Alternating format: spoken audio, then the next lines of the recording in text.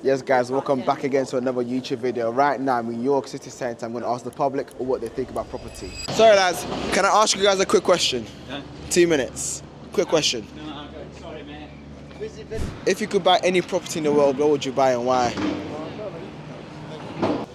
What's your name, sir? Richard. Nice to meet you, Richard. So my question to you is, what do you think about the property market? Well, I think it's a shame for younger people trying to get onto the housing ladder because houses now are so much more expensive compared to salaries than they were when I was first 100%. starting out. And I don't know what the answer is. You know, the government thinks that they're going to build more houses, but I don't think their aims are going to be fulfilled. So I can only see prices going one way because the population is increasing faster than we can build houses. Do you have any properties right now that you own? Or Yes. How many? House for. What kind of properties are they, if you don't mind me asking? I've got a house that I live in, a student buy-to-let, ordinary buy-to-let properties. Would you want to go again, or the four is enough for you regarding investment-wise? You might think that I'm a bit of a horrible capitalist. The reason I've got 4 houses is because my wife and I were self-employed. When we started, we didn't have a pension, so that's our pension.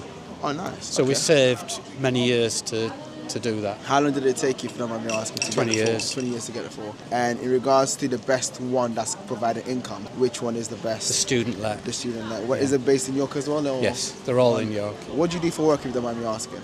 I was a financial advisor. Are you doing that now, or? No, I'm retired. Or what's it like being retired? Great. Is it great? Yeah, I don't have to think about it anymore. No, perfect. Thank you very much, man. I appreciate your You're time. Devon, nice to meet you. Clinton. Nice to meet you. My first question to you is, if I was to give you £100,000 to invest in property, what would you do? Buy 2 properties, Okay. put a down payment of about 50,000 on both, and then once done with that, I'll rent out them both so they'll be paid off. So these 2 properties you're buying, are they currently done up, or? I mean, it just depends on time. Obviously, I think best case scenario for your money, I would probably get them that I'll have to put work in, put a bit of work in, and then I can just do it myself. So if you have £100,000, just so I understand it better, you're going to put £50,000 on each property. Is that as in like for deposit and work, or just deposit alone? I mean, I think it also depends on the house, but I think That's the budget you have per property, basically. yeah, put on deposit. And I mean, if the house comes a bit cheaper, then I can spend more money on renovating it. Okay. Definitely that, because then it'll pay itself off. What about location-wise? Whereabouts would you invest? I think also just looking at trends and see which places are doing well and like which is still cheap, but there's like a lot of growth and where it can actually get better. Yeah. I mean, right now we're in York. Would you say this is a good area to invest in? Yeah, I'm currently studying here and it seems very nice. I'm not quite sure about the housing here. Are you local from here, York? Or? No, I live in Suffolk. Suffolk. Okay, my next question to you is, do you know about the BRRR strategy? So it's basically buy, refurbish, rent and refinance. Okay. So basically, if let's say for example you had £100,000 to invest, Yeah. you put some of that money into a property, invest in it regarding for deposit and do the work in it, and then you could decide to then use it as a HMO, which is what you're currently staying in, I'm assuming, or you used to like a big block of apartments. Yeah. What, are you staying in a house or a block? A flat. A flat. Yeah. Is that like a studio flat or It's a studio flat just with students. other students living in? Yeah. So that's basically what HMO is. Yeah. So obviously the rental income that you get, I use that rental income that you get as a refinance model where I get commercial valuation. So that's one way to recycle the £100,000. Obviously the main point of the video is just to speak to the public to see what they thought about it, kind of thing. But I mean, also it's good because like York is such a student place with the 2 universities. Yeah. There is so much potential for student housing. what do you currently study now at university? Game design. Game design. Is that what you're looking to do in the future? Or you just kind of just going for it to see what it's like? I'll probably want to go into tech, Go into but tech, not okay. particularly game Would you design. ever want to go into the property future-wise in regards to investments or? Maybe not as a career, but as just another option. Okay. But yeah, it's a bit of a see how life goes. Perfect. Thank you very much for your question, man. Thank you, Devin. Quick break. What do I think so far? Well, to be honest, I speak to quite a different range of people. I think their mindset is quite interesting to see where and how they can get involved in property. But I think the biggest thing is everyone's always wanted to know, what would I do? Kind of thing. It's like, how can you get to where you want to get to? But yeah, I'm going to speak to more people, see what they think, and then go from there. But York is a great place, very, very rich. I'm around very affluent people, wealthy people, which is great to see. The houses here are extortion, but it's actually good for the price. It's kind of like a mini London in a way, but just more like townhouses. You can go to the cheaper side of York, but cheaper side of York is still expensive. But yeah, right now in the city centre, I'm going to see what it's like and then go from there.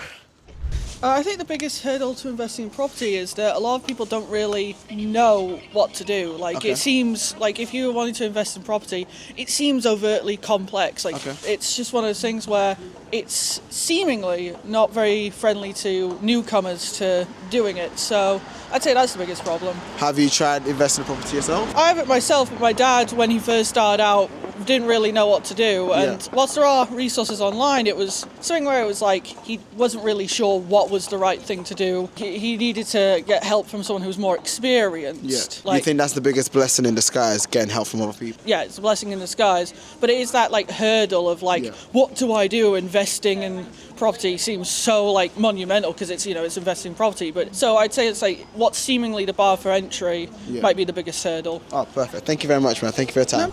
Sam Howard, Clinton, nice to meet you. Wonderful. So my first question to you is, what's the first thing that comes to your mind about investing in property? Is there something you're scared of, or? Not exactly scared of. I don't know enough to dive into it. It's not something that's particularly interesting to me at the moment. If you were to be interested, where would you go for the knowledge? Probably a mix of YouTube and just the internet. I might check out books at the library, but I'm not sure. Would you think about speaking to property experts as well? Like someone that's actually doing what?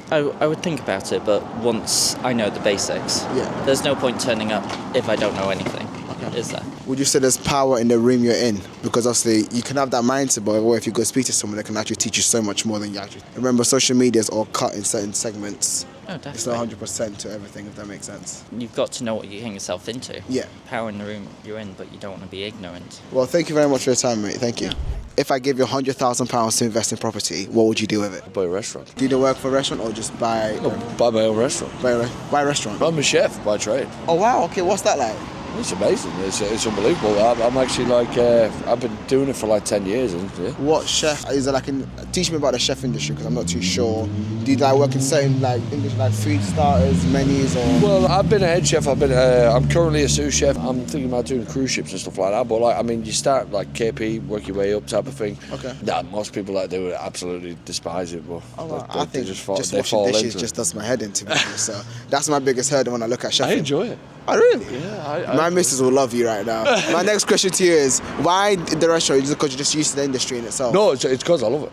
Because you love it. It's stuff what I you're love. passionate And about. that's what I mean. I'd like to make big money from something I love doing because it's like, you know, if you do what you love, you never work a day in your life. So. That's a great answer, brother. Thank you for your time. Wonderful. Thank you.